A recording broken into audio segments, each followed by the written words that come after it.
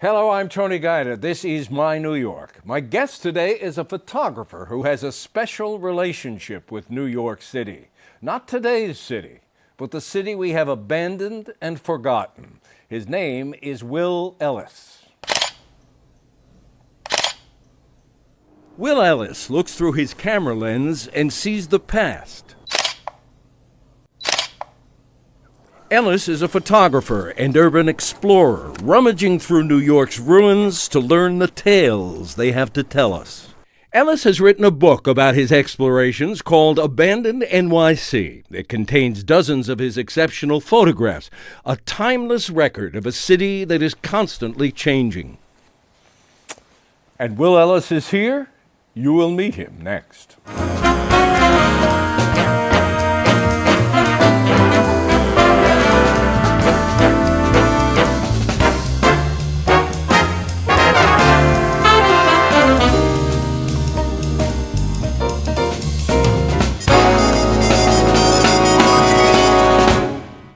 I am delighted to welcome to the program Will Ellis, and it's a pleasure to see you again.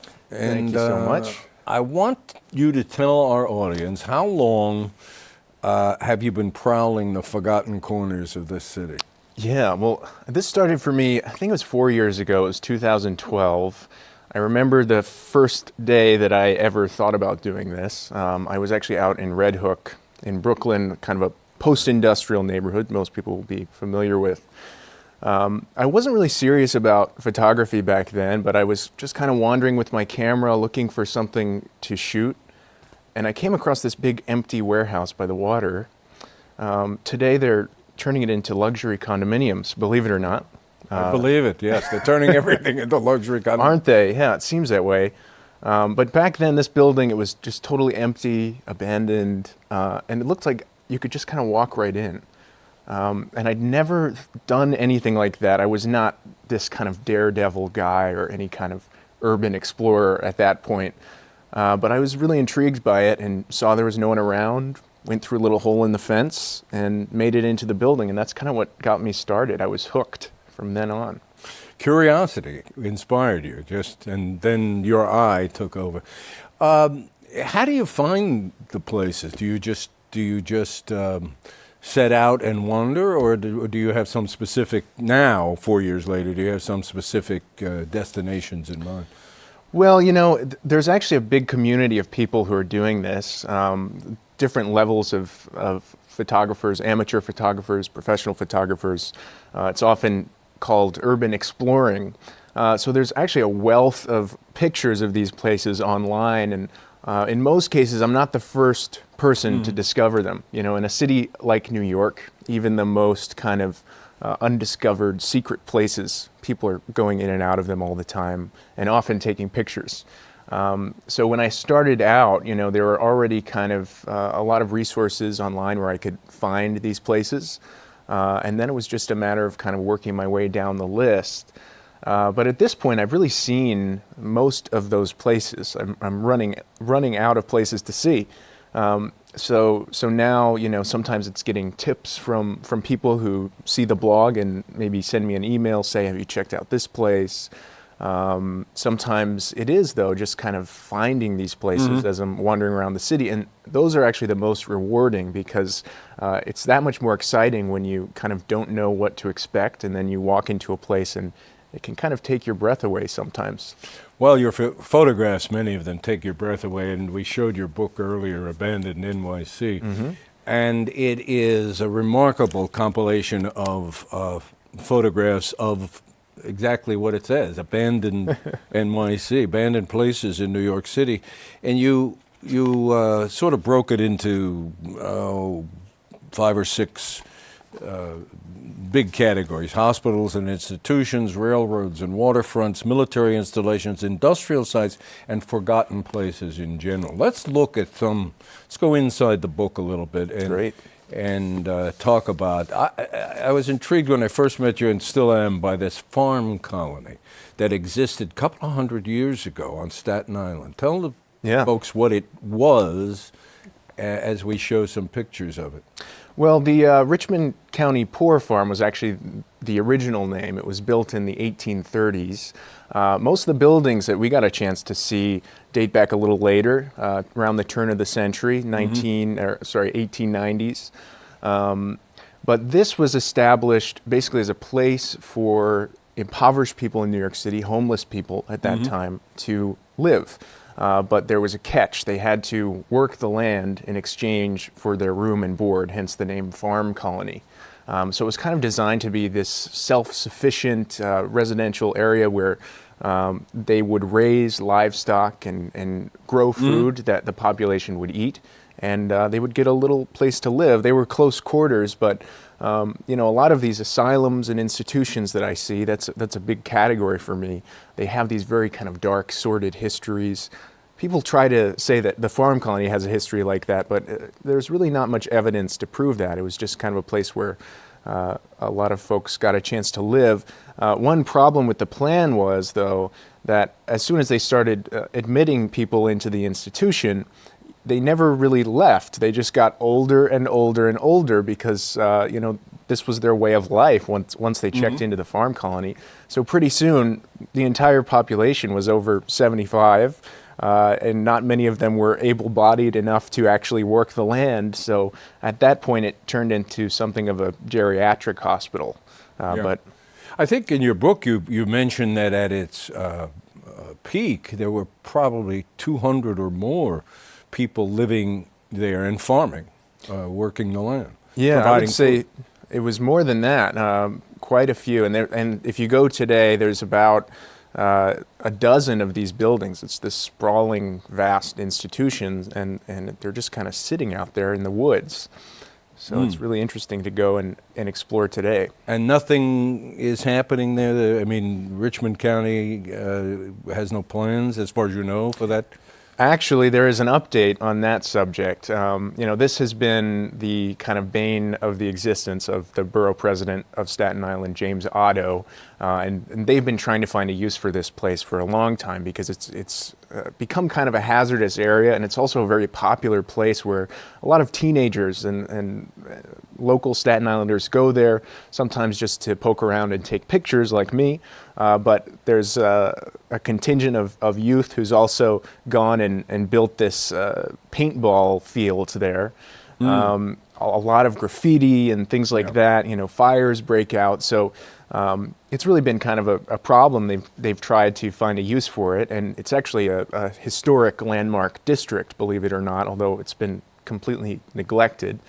But now there are plans in place for a senior living facility to be built there, and they're going to be repurposing several of the buildings, but unfortunately demolishing a lot of the older structures. I think a couple of them are going to be preserved as kind of a preserved ruin with gardens inside. So Good idea. yeah, the plans are kind of interesting, and it seems like a positive thing for the community, but I'm always kind of bummed when when they are renovated because I always You get lose kind it. of close to them. Right. Yeah, especially, I come to love them as I knew them, so I want them to stay that way sometimes. Exactly. Our next place that we want to show the viewers, it may be a little bit hard to love, especially that it's named Dead Horse Bay, which is part of Jamaica Bay, and we did another program about Jamaica Bay and the efforts to save it. This place, just ghoulish, isn't it? Or wasn't it? It is, yeah, and the name definitely contributes to that. The name Dead Horse Bay dates back to the 1850s, where this area of Brooklyn, at that point it was called Barren Island. It was not even connected to the rest of Brooklyn. It was a totally desolate place, very swampy area, but they did find a use for it as kind of a hub of industrial activity where they would go around collecting all of the dead carriage horses from the streets of New York, and they would send them to Barren Island and basically boil them at a very high temperature, mash them up, and turn them into things like glue and fertilizer. So eventually that area was filled in, and now it is connected to Brooklyn, but the bay there was named Dead Horse Bay. Yeah, it became a landfill In fact, I think there was more than one landfill there, huge landfill. And Elvin, if we can go back to that picture with shows the bottles and things, this is explain this to our viewers what we're seeing here. I mean, it's Right. obvious what we're seeing, but where is that coming from? Yeah, so this is what's really interesting about Dead Horse Bay today. I mean, it has this fascinating history before this, but long after those, what they were called rendering plants, long after those were closed down, the area was used as a landfill. And as I said, the area was filled in. It was kind of a marshy kind of wasteland before that. So often it was common to just fill in those areas with garbage so they could be used Right. for development. And this happened, it was used as a landfill from like the 1930s to the early 1950s. And it would seem that they did kind of a shoddy job when they actually capped off the landfill, because over time, over the last 70 years or so, the beach has slowly kind of eroded away and revealed what's just beneath the Right. surface, which is mountains of garbage. But the really interesting thing is it all dates back to the 1930s. So, most of the nasty stuff is all kind of eroded away. But you find all these fascinating artifacts, a lot of old glass bottles, as you can Right. see, which helps to kind of date it to that period as well. Yeah, and you, in the book, you have several of the artifacts that I think we can see that, just stuff that you picked up in various trips out there that you found, uncovered by the erosion of the what used to be the landfill. Also in the book, there is just an extraordinary rendering, I think, of what used to be a theater, a movie theater in Brooklyn called the Lowe's 46th Street Theater, from a time when in our world, I mean, look at that picture. This is the beautiful interior, space. shot by Will Ellis, of course, of the Lowe's 46th Street Theater, and the architect, I think you said, was trying to make it, trying to evoke an Italian garden under the blue sky. I mean, Right, under a night sky. And I think when it was still open, it had little lights in there that would light up with stars. So you can imagine this would be this really awe-inspiring space. It was designed to be that way, one of these movie palaces. So Right. it's pretty easy to take a good picture of it, actually. yeah, I mean, you make the point. Early in the 20th century, probably in the first half, we had these extraordinary places in the city and other cities, movie palaces. They really were palaces. And you can see it at the Lowe's in Brooklyn, this fountain. Look at the kind of interesting architectural design and execution. Absolutely. It was meant to be kind of a spectacle. Back then, it was an event to go out to a movie. Now we think of it differently. But they really wanted to make it feel like this very special evening you would have. So they spared no expense. I mean, everything was made of plaster. Of course, all of this was kind of an illusion, but it was A movie theater. It was impressive for sure. This place, actually, when I saw it, it was being used as a storage room for a furniture wholesaler, Really? which was kind of an unfortunate waste. But he had his showroom set up in the old lobby of the theater, but the ground floor of the theater itself was just filled with upholstered, dining chairs and things like that. But something really fascinating about this place, I was shooting from the balcony for the most part. And if you looked in the seats and the aisles on the floor, you could still find all these old ticket stubs and candy wrappers and popcorn bags from its last showing or its last event in 1971. All that stuff had just been sitting there as if no one had bothered to sweep up after the last showing. Kind of We're amazing. looking at images from Will's book, Abandoned NYC. And the next subject may not come under the heading so much of abandoned as it comes under, people probably don't know it even existed, many people. North Brother Island. What is and what was North Brother Island? Yeah. So North Brother Island, among people who do this kind of thing, is really a highly sought after destination. It's known as this mysterious abandoned island in the middle of New York. It's not quite in the middle, though. It's just off LaGuardia Airport, right next to Rikers Island. Not easy to get to. No, not at all. And this is one case where I did not trespass. I had some permission and was able to tag along with another photographer for one day to see this place. But this was the site of a quarantine hospital for contagious diseases called Riverside Hospital. And most of the campus, all these old buildings are still standing on the island, but it's actually designated as a wildlife preserve. So there are really no plans to ever, bring this back into operation or have any development here. It's just, everything's going according to plan now, and it's all in ruins and overgrown. So, well, you mentioned it was a hospital, and you have this intriguing photograph of a mural. Which you're in the book, it says was on the wall of one of the patient's rooms. Do you get this is a patient drew this, or do we know? Yeah, well, most of what you find on the island today actually dates back, to the last time the island was in use. That was in the 1960s.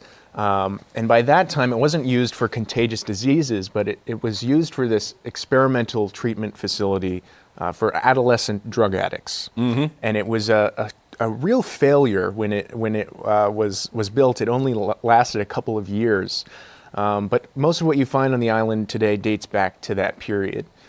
So I would assume that these were done by those patients or by staff of the hospital. But this one was just so bizarre and surreal. And obviously Salvador Dali was an inspiration. But if you look very closely next to the elbow of this figure here, you can see a little poem scrawled there. It might be difficult I see handwriting some writing on the wall. Might be difficult for your viewers to make out, but it's a very lewd rhyme directed to the nurses at this at Riverside Hospital, as it was called. Okay.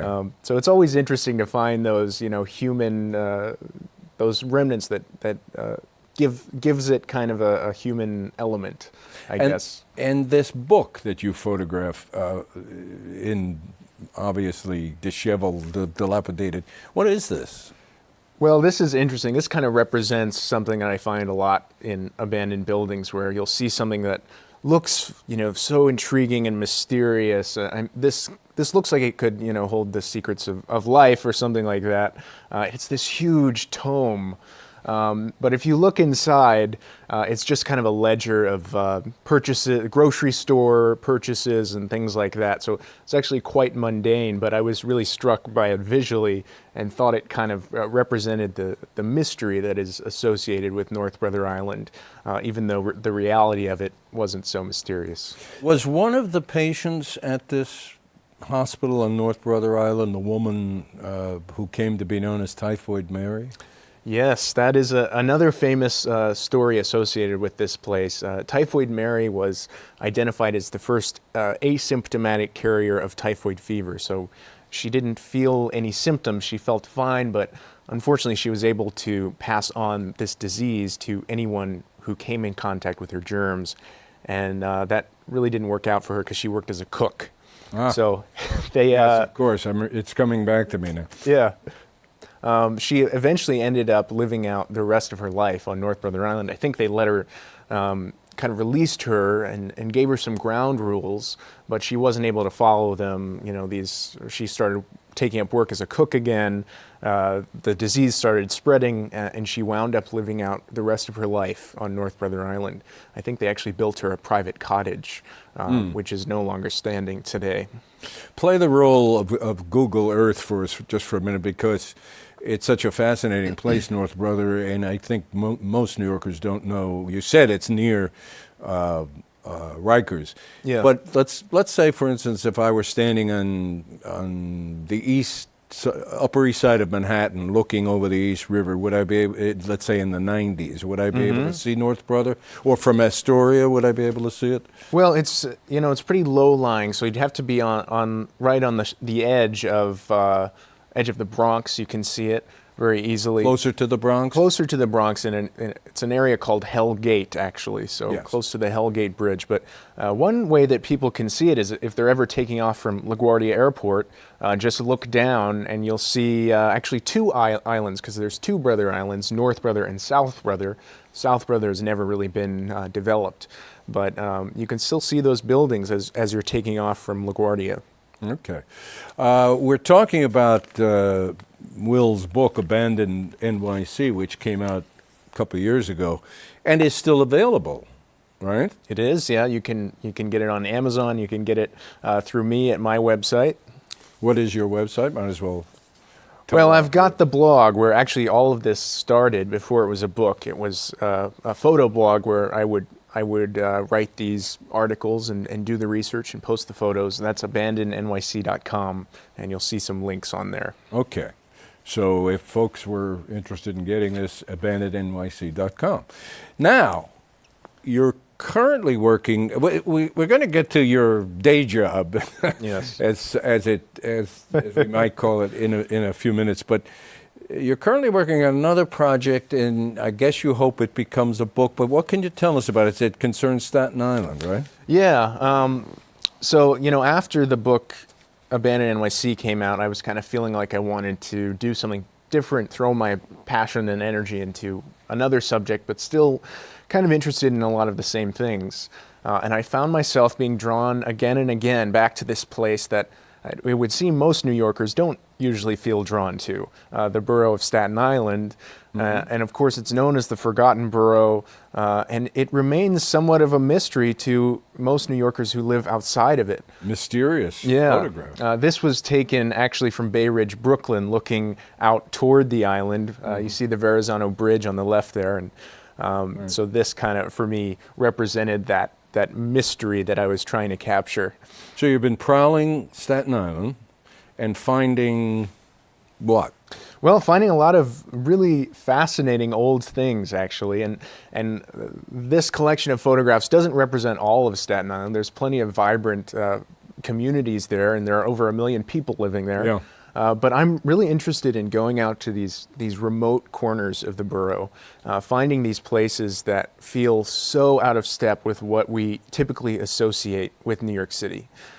Places that feel, in some areas, they feel very rural, and they have this very mysterious, almost haunted quality to them.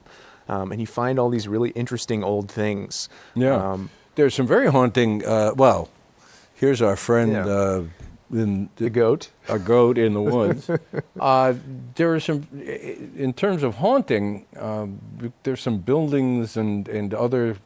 This is the epitome of haunting. What is that? Yeah, Or right. do you even know what that is? This is, in fact, a haunted house, if you can't tell by the photo.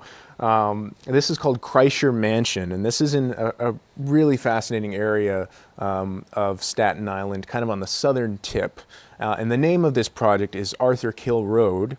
Okay. And this is situated right there on Arthur Kill Road, which has kind of become the nexus of this project and where I've gone back to a lot. But Kreischer Mansion was built in the 1890s by a fellow called Balthazar Kreischer. He was a brick magnate. This whole area of Staten Island was kind of a manufacturing hub for these bricks. He specialized in a fireproof kind of brick. And he built 2 of these mansions, actually, but only one of them is standing. One went to his brother, one went to his son.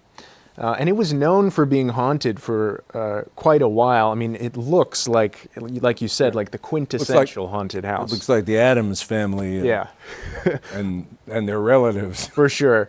But there was actually, even recently, within the past 10 years, there was a pretty gruesome mob murder that took place. It was actually the caretaker of the Kreischer Mansion who committed this heinous act.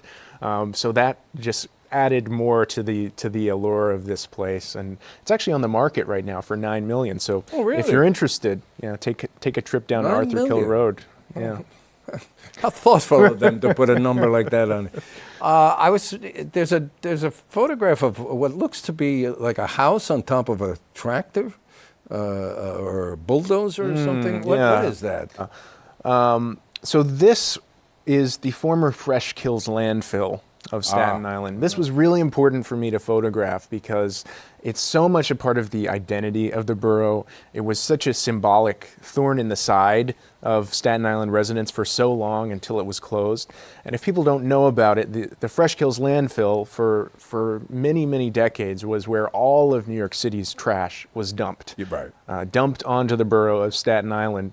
It was meant and kind of pitched as this temporary solution by Robert Moses, who else? Temporary. And it was kind of perpetually prolonged, and it lasted into the 21st century before it was closed down. But it is another one of these landscapes on Staten Island that is really undergoing a transformation at this point. They're going to be turning this into a public park that is 3 times the size of Central Park. Calling it Fresh Kills Park. And I think a lot of Staten Islanders are still a little suspicious, worried about things seeping out of the ground, but there's all kinds of really interesting technological stuff happening under the ground where it's been capped that it does things like take the gases that is the gas The that's methane, the methane exactly, and uses it to generate electricity. So all in all, it's not a terrible thing for the environment. But that image was actually of the west mound of Fresh Kills Park. That's the last area of the former landfill to be capped off. The structure is a warming shelter, and those were used when the landfill was still in operation. Exactly. Before we run out of time, I made a glancing reference to Will's day job, as we might call it. Will is a photographer of architectural interiors, so not everything you photograph is bizarre and dilapidated. This is pretty nice apartment or nice, house, isn't it? Yeah. I guess it raises the question: why are you so interested in decay? You seem to you find beauty in decay. Yeah. I've always been kind of interested in the creepy side of things. I loved Halloween growing up. I love monsters and ghost stories and things like that. I think it kind of grew out of that. And when I see these places, I know some people can only see, urban blight and, oh, this is awful. Why don't they knock this place down? But I really see the beauty in these places. There's nothing more beautiful to me than these kinds of environments. I like the kind of sense of solitude that they have, and I see in all of that the texture of the decay. For me, that is history, and you can actually see the age, and that's what I see in it. So I hope I can photograph it in a way that lets other people, kind of see things through my eyes. Well, you have in Abandoned NYC. It's a marvelous book with both your text and your extraordinary photographs. And the new project, which I guess we'll see, and we'll have you back here, Arthur Kill Road, Staten Island, when it finally develops into whatever it's going to be. Yeah, I'm excited. It's been a real pleasure, Tony. Thank you so much. Will Ellis, good to see you. Thank you for being here. And thank you. We will see you next week.